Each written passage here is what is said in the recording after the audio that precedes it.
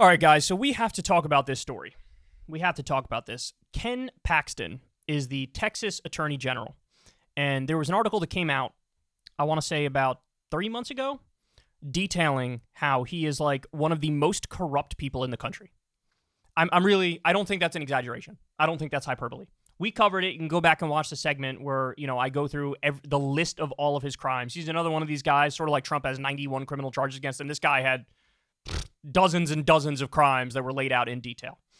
And so little known fact about this, the only reason we even know about all of the crimes that this guy was committing is because his own staffers, who, by the way, were loyal to him, believed in him, trusted in him, these are dyed-in-the-wool conservative Republicans, his own staffers came out and were like, homie's a massive corrupt criminal.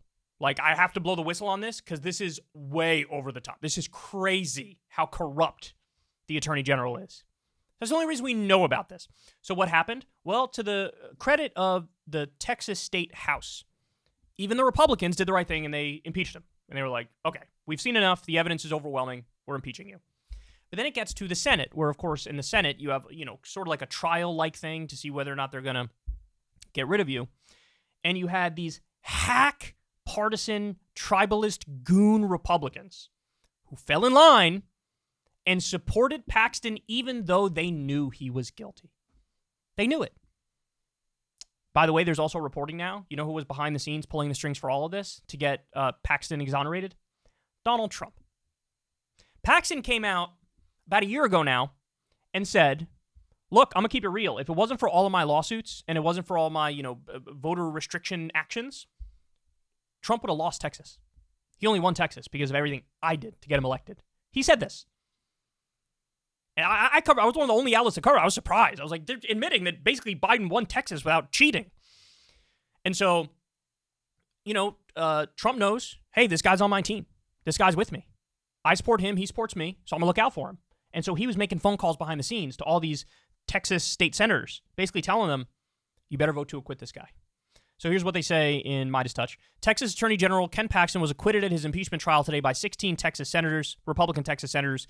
These 16 senators banded together to form a partisan voting bloc on every count to prevent his conviction. On every count to prevent his conviction.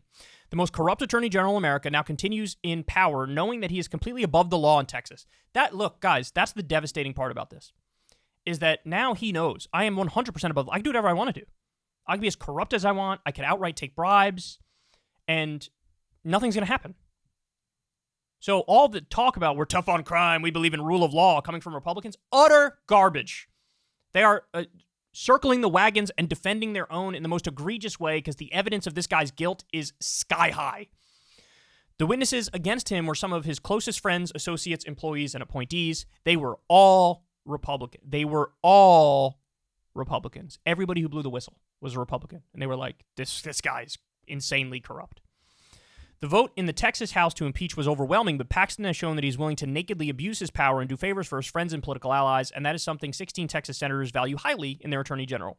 Paxton faced a laundry list of charges, largely centered around using his office to do political and legal favors for donors, obstructing federal investigations, hiring unqualified outside counsel to carry out his wishes, and seeking to involve some of the top officials in his office in his schemes.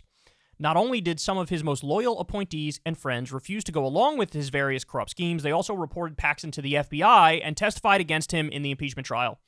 The most salacious part of the charges was Paxton's long-term affair with a woman while portraying himself as a conservative Christian family values politician. What made that part of the case even more compelling was that Paxton's wife was a state senator sitting on his impeachment jury. A House impeachment manager previously detailed how Paxton used his office to get his mistress a job so she could be closer to him, and had a contractor install a $20,000 granite countertop in his kitchen while being paid by Nate Paul, who was bribing Paxton for a variety of political and legal favors. Paxton has been a darling of the American right for his corruption and heavy-handed approach as a fixer for the Republican politicians and special interests. He even bragged that Trump would have lost Texas in the 2020 election if he hadn't sued the most populous counties in the state to compel more restrictive rules on voting.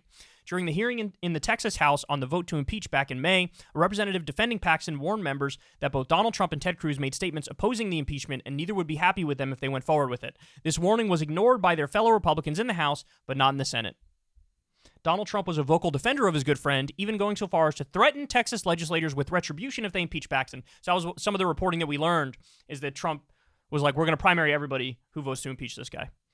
Maybe someday the people of Texas will grow weary of the corruption of their state Republican Party. This is yet another black eye in the ability of the party to show that it is capable of policing their own and show some integrity. Now the top law enforcement in Texas will continue to prosecute others with his office in shambles, knowing that he can do whatever he wants and get away with it. And just a little cherry on top here at the end of this conversation. Speaker of the Texas House blasts Lieutenant Governor and GOP senators for rigging Paxton trial. So there's a top Republican in the House. Remember, they impeached him through the House. They defended him in the Senate. He comes out and he's like, this is insane. You guys have no shame. He's guilty. He's corrupt. We caught him red-handed. We have all the evidence. And you're rejecting it either way. They can get away with anything they want. Anything they want. There is no rule of law. There is no law and order. If you're a Republican in the state of Texas, you could be as corrupt as you want. You could outright take bribes. You could do pay-to-play nonsense. You could have all your schemes and your scams, and you get away with it. Because Donald Trump's going to have your back, and he's the cult leader, and he'll get everybody to fall in line. That's what happened. Hey, y'all, do me a favor and like and subscribe. It helps out big time in the algorithm. Click the bell as well for notifications when videos drop, and watch that video on screen right now. You know you want to.